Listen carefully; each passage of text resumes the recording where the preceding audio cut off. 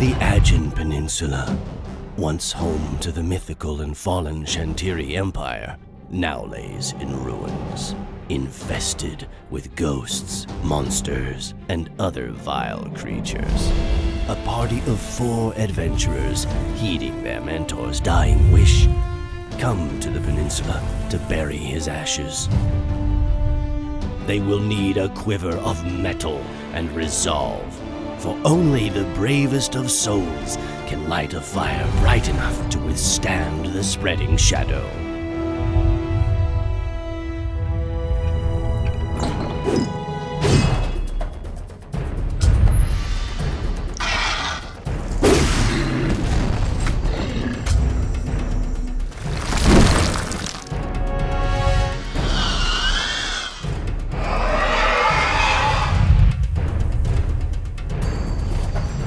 Might and Magic 10 Legacy.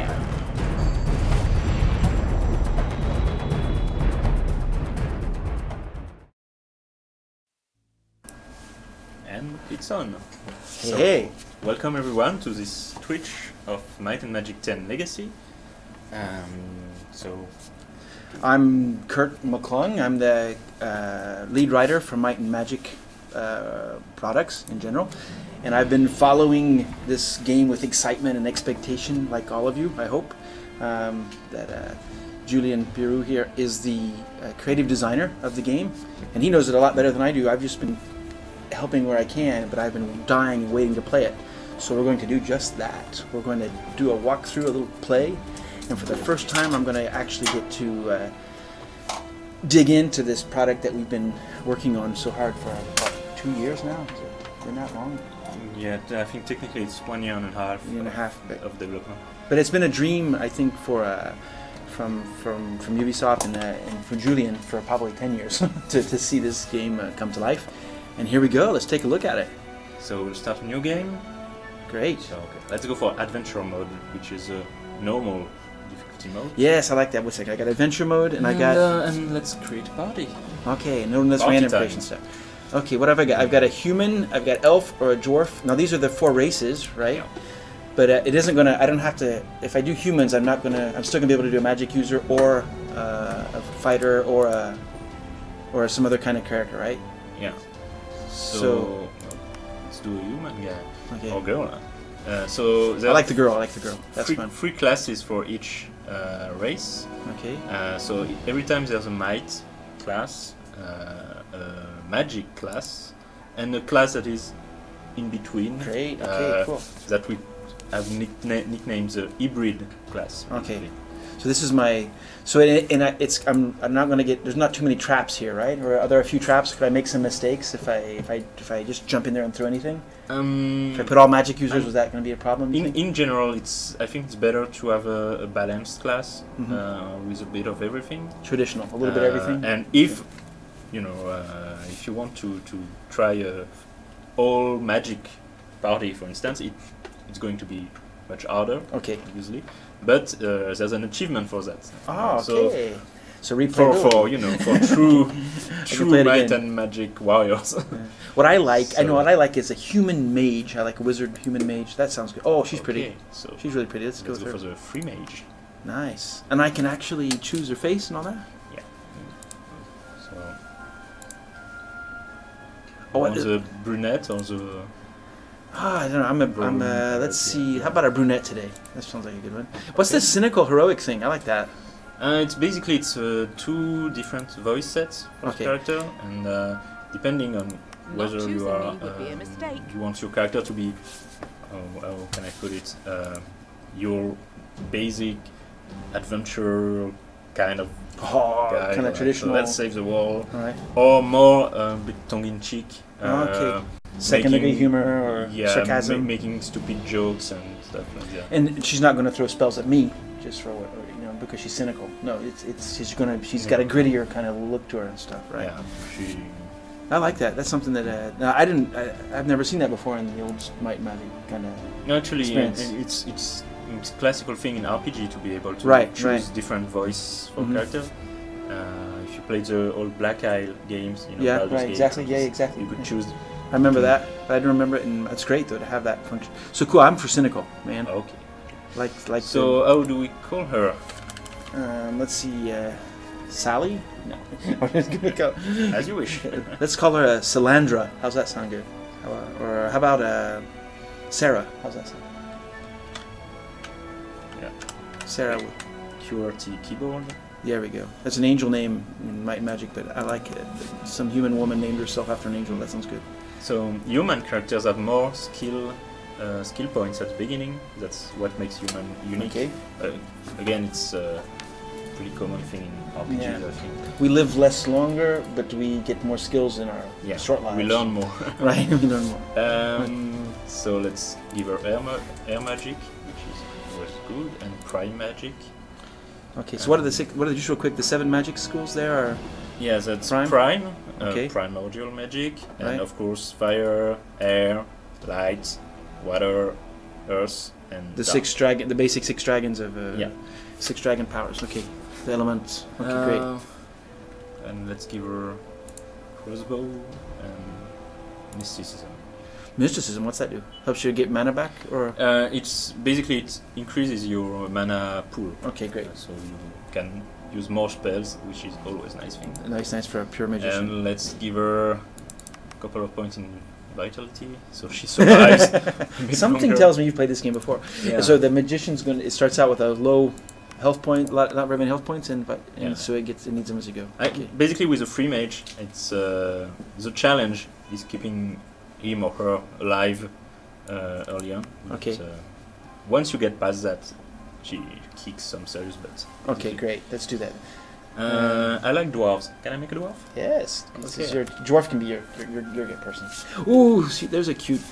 Yeah. So again, 3 classes. The might class is defender. Right. The hybrid class is a scout, and the magic class is a rune priest. Right. Great. So so it really respects the. That's really great. Their dragon god is fire, right? It's the it's Arcath. So we've got a rune priest that uses a lot of fire spells, searing rune to start with. Very good with fire and earth as well. Okay, because they're under the ground a lot. Yeah, and they use light also a bit. Okay. How's the scout the hybrid? So it's got a few magic spells and perception. Basically, the scout I think is a very rounded class because it's good as a range attack. He's a pretty decent fighter in melee, and he has access to light spells and stuff like that. So we can tank a little bit. We can take a few. Not as much as a defender, but he can hold his own. Okay, so it's a good scout. So we go for a scout. Perfect. Okay. What do you want to name the scout? See. Okay. Let's make it a guy or a girl? Yeah, dwarf. Yeah, we go. You know, beards and bearded, right? Probably. Okay.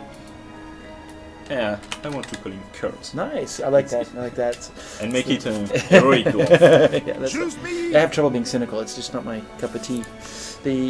Let's see here. We've got so that's the dwarf. So he has only 2 points. You know, the human has at 4. Oh, okay. So it's a bit more like, how can I? What should I choose? What does he have to compensate from that? The dwarf. So the dwarves have more vitality than other races. Okay. And they have a natural resistance to fire. Okay, gotcha. Okay, so that's the thing that humans don't have. Other than, do they have a natural resistance to air? Or? They have a natural resistance to air, but they don't have an attribute that is better. Okay, right, gotcha. They don't start out with as much vitality. All right, that's cool. So there we got. What are we gonna go for here? Hello. We're gonna go for endurance. I'm gonna go for maybe some. It's like we're looking here to see. We got some stuff we can suspended from elementary. Looking at some questions. By the way, we've got a screen over here that gives your comments and your questions from time to time. Some of them are really great, but there's a lot of colors on the screen. It's like the 6 dragons through these with the lights in the eyes. It's not easy, but we'll get to it. Yeah. So yeah, okay. Let's take some light magic. Always useful. That's cool, especially when you're underground. Is this game out yet? Someone's asking us. Yeah. Yes, it is. It can be purchased on Steam. On Steam, on Uplay. In some countries in retail as well. If you happen to be in Paris right now, I could actually sell you a copy. Just kidding. No, I don't know. Right? That's what it looks like. The box version.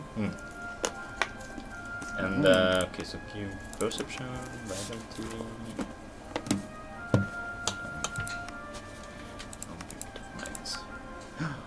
Wow. Okay, so what should we get next? We want to do one of every race. That makes sense, right? Okay. So if I'm going to have to do an elf, what would be the best? Is there like a druid there? Yeah, ranger. Blade dancer is pretty bad. Oh, let's do it. That's a damage dealer, right? That's Yeah. like a really. Dodging and killing. Okay. We're going to do the classic platinum-haired blonde elf. Okay. Girly. That sounds good. Inbeth. That's actual Yeah. Ashan elf name. Inbeth's a good Ashen elf name, I think. So it's Inbeth. dodge and dagger. Okay, not bad. Now these are. Is she going to get like? What's her special thing for the elves? They have like more magic or more dexterity? Natural resistance to earth. Right. Okay. So there's Silana, the dragon goddess of earth. They get some natural resistances, so they're real elfy. And you're going to go for might, and you're going to go for some extra destiny. Talk about what's the destiny do? I remember. It's basically the ability to evade attacks and make critical hits. Okay, so it's like luck. So it's like the gods have said, "Hey, you have a destiny, and you're not going to get hit." It's just like that. It would take a really powerful thing. So, I think someone is asking about the difficulty level of the game, and I think Might and Magic 10 is probably a bit harder than some of the previous games in the series. For newcomers, it should really play in the adventurer mode. That is already quite challenging in some areas. Warrior mode is really for veterans of RPGs, and especially this kind of RPG. It's true, because Might and Magic, it's a long tradition. It's what, 25 years now? 30 years soon. It started in '86, yeah. So it's kind of soon to be 30. Yeah, it was the first game I remember playing when I was well, I must have been 2 years old, a long time ago, when you actually had that kind Is of. the Shaman good for you? Yeah, Shaman's great. A role-playing game experience, right? You put a party of 4 guys together, you go into a thing. But for newcomers, it's not that bad because there's not a timer. It's a turn-by-turn game, so you just kind of go a step at a time. So you don't have that stress or that adrenaline feel of, oh, I'm going to make a mistake and I'm going to get killed 100 times. You can take your time to pick it up. That's one of the great things about this kind of game. Yeah. So if you're a newcomer, you can. The learning curve is a little slow at first, but it's not a stressful slow. It's kind of a fun, explore the characters, do what we're doing here. Let's see, we've got a nice orc here. Yeah, how do we call him? Orc. Let's call him, I want to give him some kind of he's a Powell Island orc, looks like. Yeah. So we want to give him a Maori kind of name, like Kente or something like that. Kente? Kente's not bad. Kente. Probably means something like party goer. We'll see. Maybe not. Yeah. I don't know. Okay. What's it? Now, his schools of magic are. So air? the orc shaman has access to the 4 elemental, fire, Right. air, earth, water. Okay. Is better. The one is less good at is fire, basically. Okay. And he has natural arcane discipline, which means he resists magical attacks much better than other. Yeah, that's an anti-magic kind of thing. Yeah. And once he becomes a blood color, which is the advanced class for the shaman, he basically regenerates his mana when he's attacked by enemies. Okay, like a rage kind of. Yeah, so that makes him really a spell spammer. Oh, okay. And even if he's not, as powerful at the beginning as a free mage, for instance. So he takes he can take the damage and turn it into mana. Basically, yeah. The more you hurt him, the more he finds the willpower to burn into ashes. So you recommend with orcs, shaman, and going a little bit of mixture of everything, right? Is that it, kind of? I'm boosting a bit his magic and his spirit, so he has some decent mana. Spirit? What's spirit again? Just mana? It's a mana. Okay.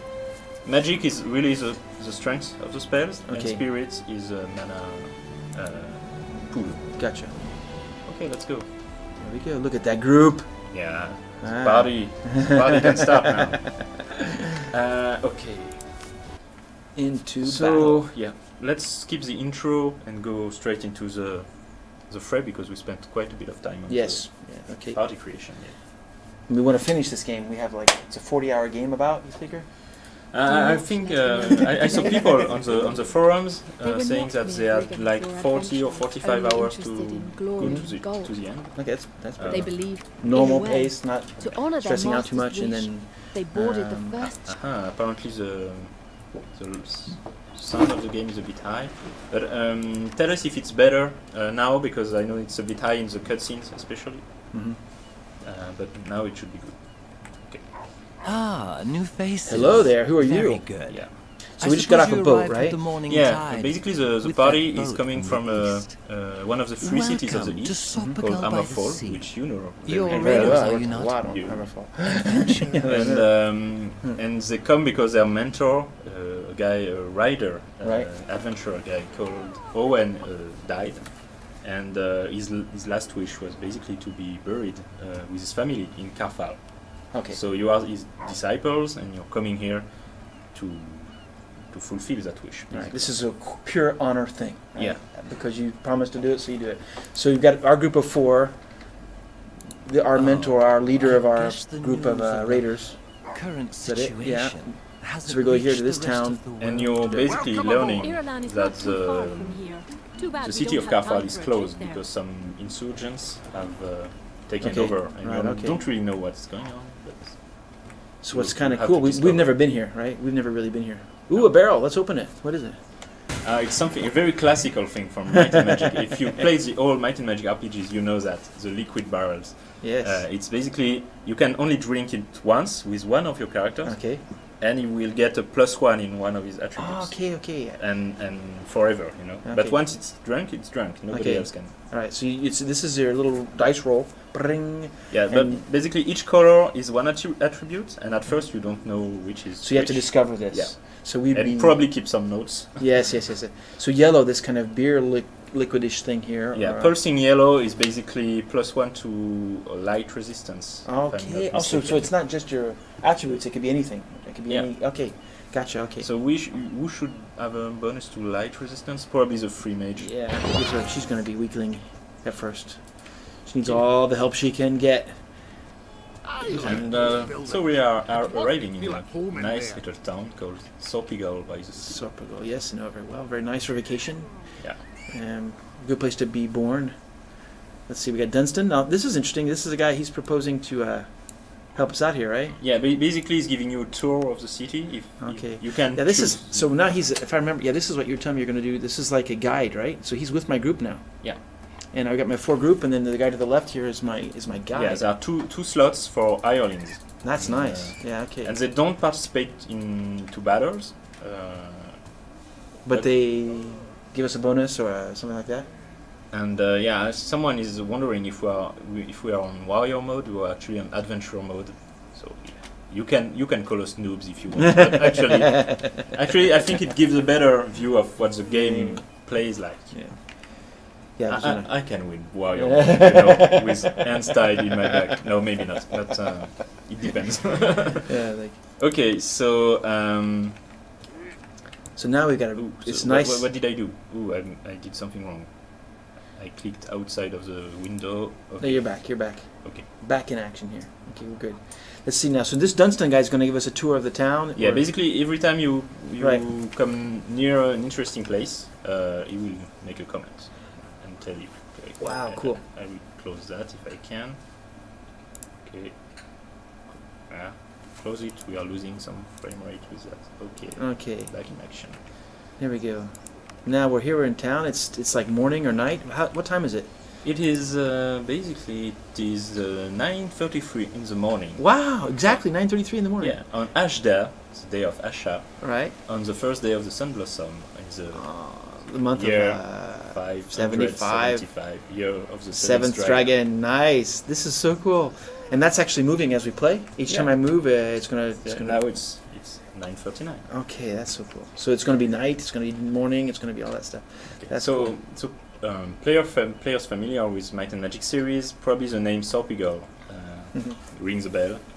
It's a classic starting town in the series. In Might and Magic 1 in '86, you started in Sorpigal, in Might and Magic 6 it was New Sorpigal, and this time it's Sorpigal by the Sea. Yeah, I like Sorpigal by the Sea. By the what? That's so cool. And actually, it already appeared once in. Okay, so yeah, this guy is a bit, he's a bit shady character. So if you go to the Garrison, he doesn't follow. Here's where we're going to get. I remember we're going to see Maximus. He's the guy that's going to give us our first big quest, right? And so, but Dunstan, our guy, doesn't want to go in there with us, right? Okay, I see the sound of the game is still a bit high, so I'll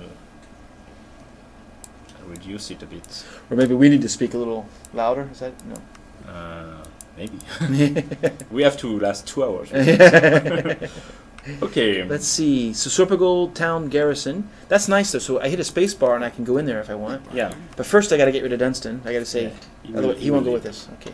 And yeah, I changed a bit the key because I'm an old school player. I like to play with on the right side of the keyboard. Okay. I never got into the. I like to play with the mouse. Yeah. But you can play with the mouse, or you don't have to use all the shortcuts. There are some things where you will need a keyboard, but just you can can mostly play the arrows and stuff. Okay. Okay, so Maximus, another throwback to the old Might and Magic games. I remember him. I remember him very well. Now, he's an orc. Yeah, an orc knight. It's pretty an oddity in Asha. Exactly. Only one character that's like that, and it's him. Yeah, it's him. And Maximus the Orc Knight was a character in the default party in Might and Magic 3, Eyes of Terror. Okay. So it's another. It's another little wink and a nod to the yesteryear. Right, yesteryear. So he's giving you, he's coming with you first, and he's giving you a quest that that is not killing rats in a cellar. No, actually, it's spiders in the town hall. So yeah, I had some fun writing this game, trying to, sometimes be a little tongue-in-cheek with the RPG cliche, because in a way it's very old school and very cliche game, and it's we know it and we are proud of it. We assume it. But yeah, we assume it. But that's not a reason not to have a bit of fun with that. No, what's interesting too is, we rebooted the entire world in about 8 years ago. But what's interesting is Might and Magic's much older than just the time Ubisoft's been working on it. And I think to bring back Might and Magic finally after all these years, and to make it part of the series, because the series rebooted several times, right? I mean, they rebooted the world. They changed the world a bit, but the lore was the same, mostly consistent. There's a nice book here. What's that? History of Kappa. Oh, nice! I know the this story. Books, you worked quite a bit of them. Yes, I did. I love the drawing. It's the first time I've seen the drawing in there. That's really pretty. These are just kind of fun stuff, right? You can find here and there.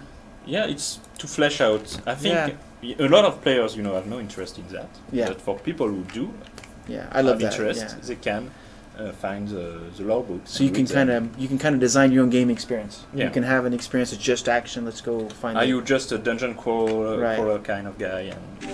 Or do you like the whole harbor songs? I remember those. Sea Shanties and harbor this songs. One is yours. Yes, I wrote a lot of those. I had fun with those. Those are really fun. No, I know. At some moment you need to bring the guitar. Yeah, I have to see if I can. Now that you got the words here, actually, we'll have to get that book from the. But you'll have to improvise some tune to go with it. We'll do something. So, but what's interesting is you can kind of imagine your own.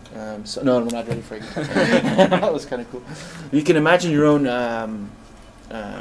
It gives some kind of, for me, it gives some kind of depth to the experience, and that's what was really interesting about, and always has been about this kind of gaming experience.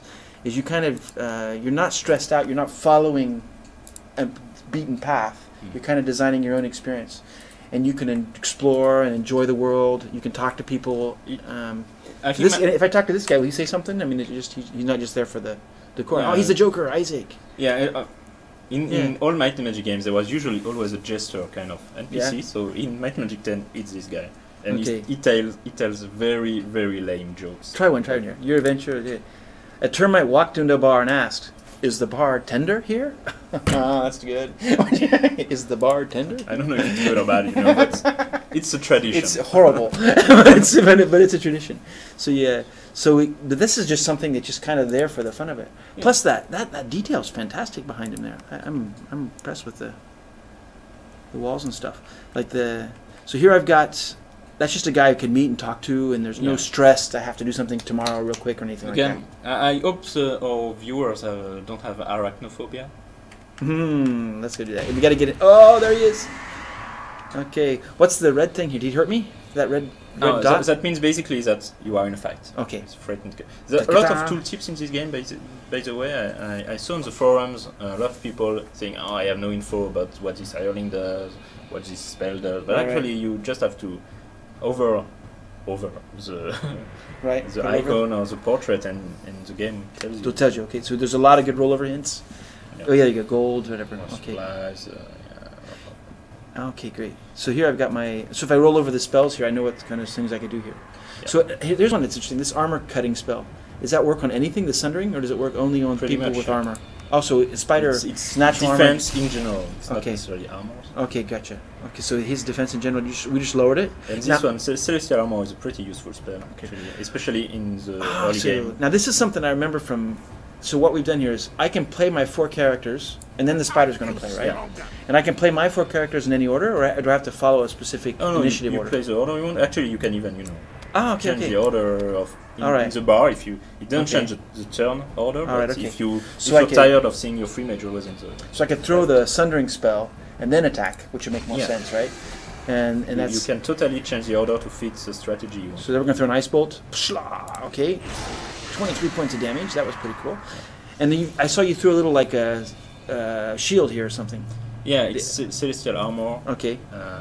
So that's going to be hit first before my guys are hit, right? Yeah. It's useful in the early game. Later, it's less useful because enemies can cut through it. But so here I can either attack, distance, shield, or spells. All below here. And then depending on which character's glowing up there, it's got the little flame on top of him. That's how I know. There are lots of tactical options with spells. Okay. And the more you go into the game, I think it's one of the great strengths of the game is that the more you advance in the quest, the more you get into fights where you have to use all your arsenal of spells and abilities. We have to tank. You have to have a character takes damage, and there's also probably, I suppose, here we're directly in combat, but you can like seek and shoot at a distance. So sometimes you're going to meet the enemies at a distance, right? Yeah. Ranged combat is not as powerful in this game compared to Might and Magic 6, 7, especially where you could basically kill everybody, machine gun enemies with your bows and across the bridge and stuff like that, or before you even got there. But it's still nice to be able to. Here's some blue. Yeah, you're gonna tell us what it does. We're just gonna try and see what happens. Yeah. Hopefully, but pulsing blue,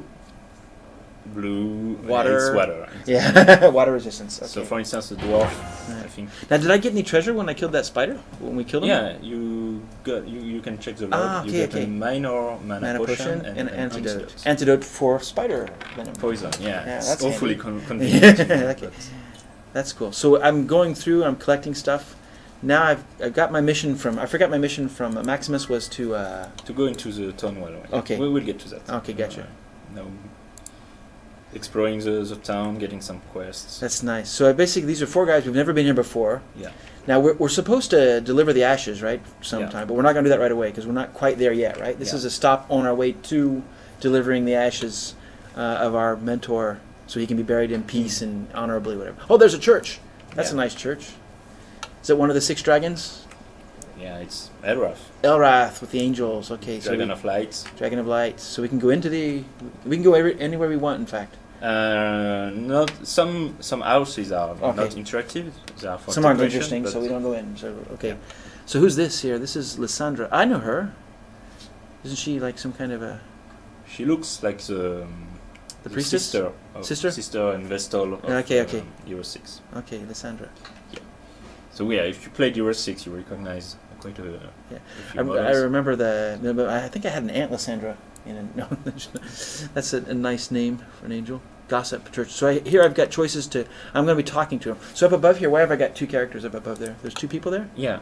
The angel is Lysandra, or no? There's no angel. It's sister and another character. Basically. Okay, I couldn't see her. Okay, I see. So I can talk to both of those people. Yeah, and this one has a quest actually. Okay, great. So, and she joins your party. Okay, so funky. Now I have a tough orc knight.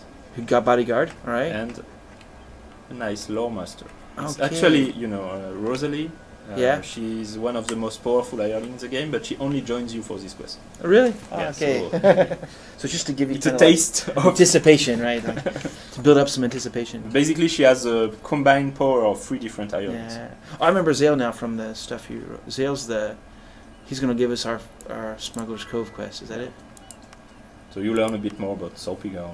Right. and So we're definitely in like this is definitely kind of an open world experience. We walk around, we see things, we do things in our own order. You're doing it at your own pace. That's Right. important, I think, to the Might and Magic experience. Yeah.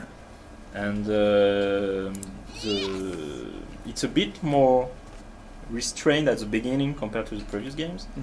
To kind of help you guide it in. So you Yeah, can the figure it Act out. 1, is a bit linear. You going to dungeons where you learn things little by little. It's what we call rational game design. Right.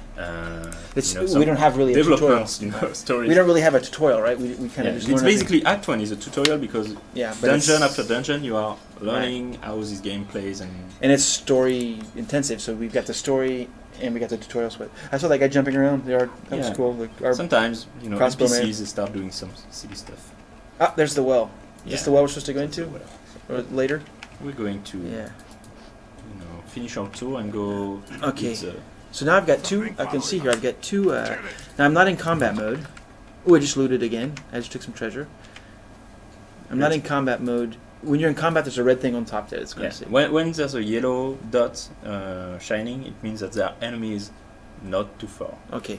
And is that one of my skills to detect that? If I'm a scout, do I know that better than if I'm not a scout? Or? Actually, there's a spell called Danger Sense, which is actually a fire school spell that allows you to have a bigger range of detection and actually seeing the enemies on the minimap as well. Wow, okay. Show me the minimap. We'll have to look at that later. Okay, so maybe not Kente, but Kurt. Kurt, yeah, he needs a spell. He definitely needs a spell. Give me a nice light ward or something. And what would be a good spell? I know he's a scout. In my mind, he was a rune priest. And I'm too used to the party I use in my own game. It's okay. No, you cure poison's handy, I bet. Yeah. For spiders, regeneration is even handier. More useful. Well, I know in the adventure mode we probably get enough. It's easier modes. We get enough antidotes to take care of the spiders, but we don't have. But in warrior mode, we have to manage the antidotes a little bit better, I suppose, and stuff. Buying potions and stuff. So it's really tougher. Okay.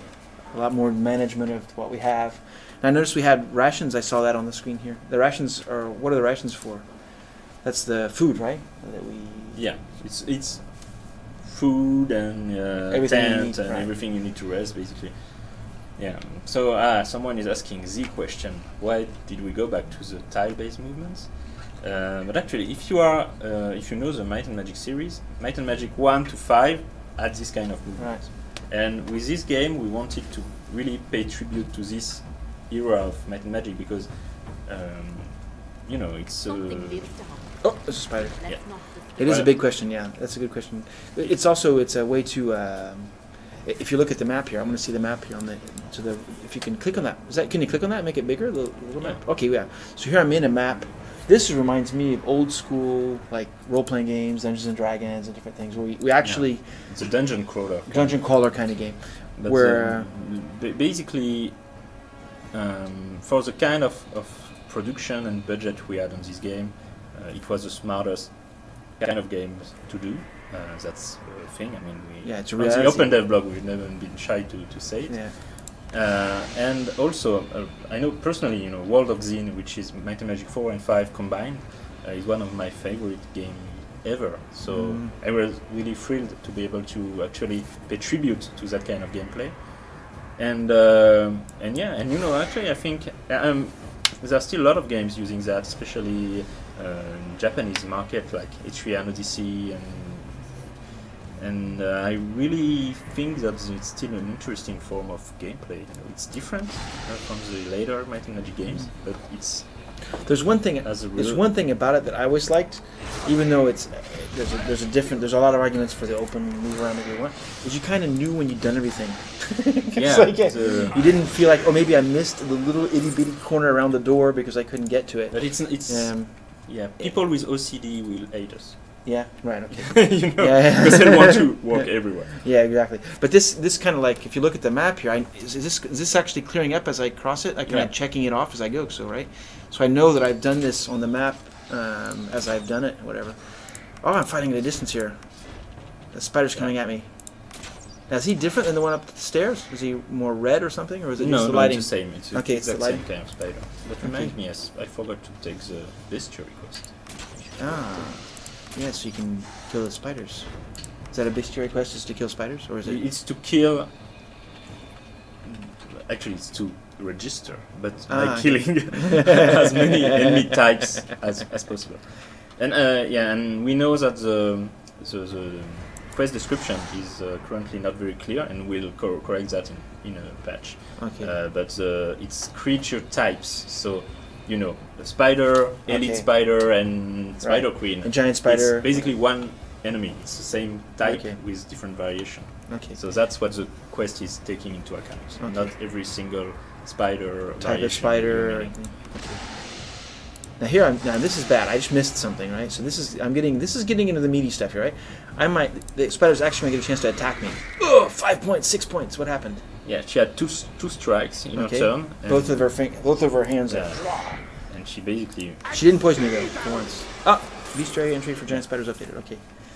So she didn't. And the gold automatically goes in. The health potion here I just got automatically went into my. I didn't have to look on the ground, find it. It just kind of goes automatically in. Another ambush spider. This time I got.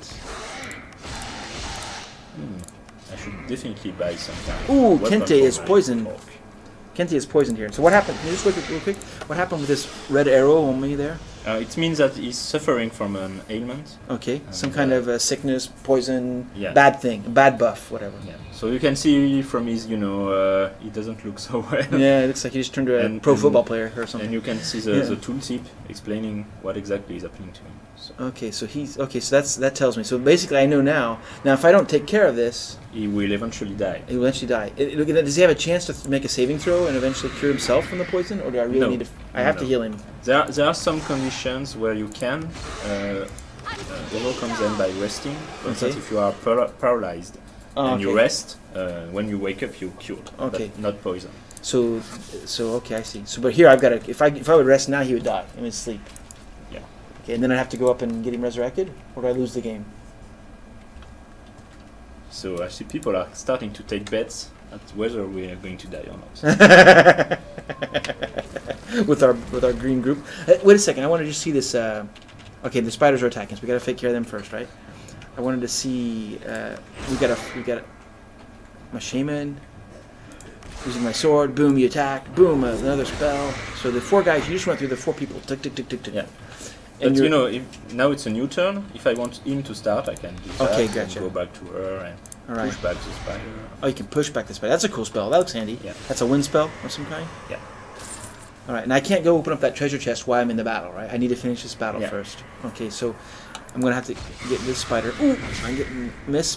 That was lucky. Yeah, but she's a blade dancer. Yes. She will dodge a lot of so things. she's kind of your mega dodger, right? Yeah. And if she gets hit bad. Yeah.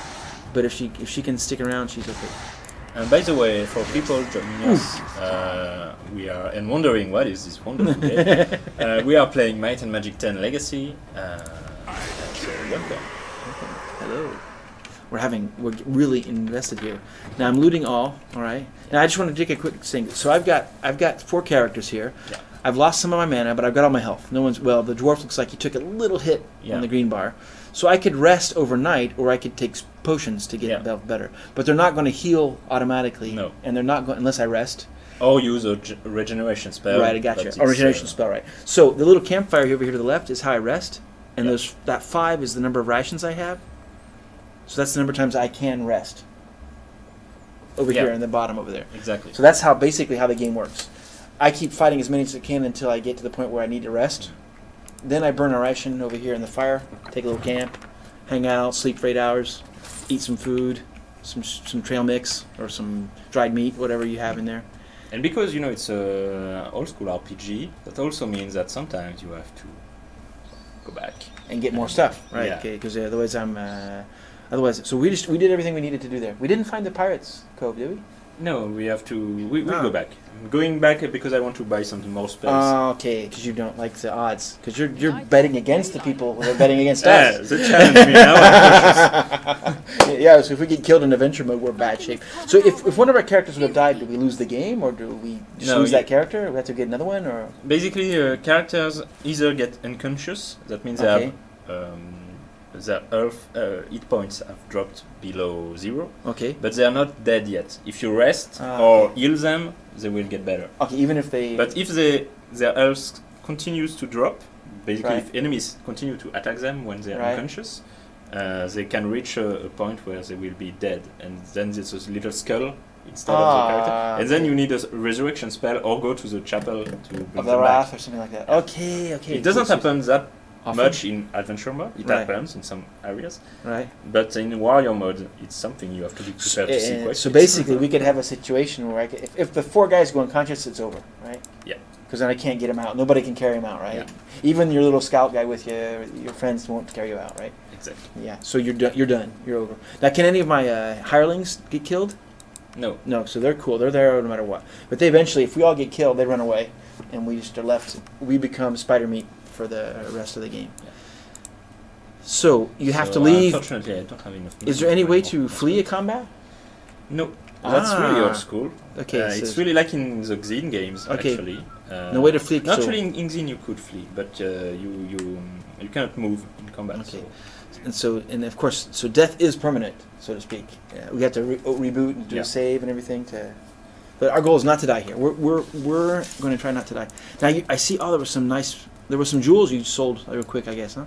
Yeah. Yeah, because the jewels we didn't need them. They weren't special magic jewels. They were just normal jewels. Okay, so I see people are wondering if the dashboard can be customized. So I'm not exactly completely sure what they mean by the dashboard. Probably this thing here below your skills. Yeah, I think the shortcuts, right? The shortcut stuff. Yeah, you can change a lot of shortcuts in the options, but apart from changing the order. What's interesting is when you click on one of the people, the dashboard change with their shortcut key changes with them, right? But you cannot customize the interface like you could do in a MMORPG, for instance. Can you click on that just so I can see? So this is the whole town there. Okay, now I've got the whole town. That's everything, right? I've got everything in there, and so if I haven't visited something yet, it will be dark. We're not in the town. That's why you kind of visited everything. So have I visited the whole town, or are there places I haven't seen yet? I think there's. I haven't. I didn't go to the corner with the stables. Okay, gotcha. And I didn't go there as well. But that's one of the things I liked about the old school stuff is you had the. You knew when you'd done everything pretty much. It wasn't it was kind of a checklist system. I think at some point I should really spend some points to give a weapon to my shaman. Yes. Right now, so he can't. So he doesn't. So he doesn't. Oh, that's why. Is that why he's red? And over here, he doesn't have a sword. He doesn't have an arrow. He doesn't have. He can only cast spells. Okay. And does he need a skill to be able to use a weapon? What does he have? What can he do now? He can use his spells, but when he will level up, he will be able to spend at least 1 point in a weapon skill. Dagger, or what would you recommend? Like something, he's an orc, so let's go for something, two-handed mace, like mace. That's some kind of thing. Some kind of bludgeoning weapon that can smash people. Yes. Okay, so let's buy a spell for him. So air, he can use all 4, but he's best in earth, air. For a long time in Might and Magic games, I always had a soft spot for sparks spell. I really like the sparks spell. I like the fact that electricity is now wind and air. I think that makes sense. That's one of the things I really like about the Ashen. The dragon gods really do have a. We did a good job, I think, with not just us. But a little trivia thing. I think Legacy Might and Magic 10 is the first Ashen game where we actually did a special night sky. Really? Yeah. Ah, okay. Because usually it's if you look like in Hero 6 and other games, it's a Milky Way. Which doesn't make sense. But here we really wanted to have a unique night sky. That's cool. So it's a real sky you see. And there's Asha's moon. Yeah, that's Asha's moon. That's basically where the Dragon of Order is resting. Yes, and that's where you go when you die and you are reincarnated on Asha's moon. And this is the first time I've seen it in a game. I've seen it. I want to go there in the next Might and Magic game. Nice fountain. The body's restored. Oh, that's the same as resting? Is that basically it? Or is it just same as like doing a rest? Yeah, fountain can be used only once per day, but okay. it restores the character's hit points and mana. Okay, gotcha.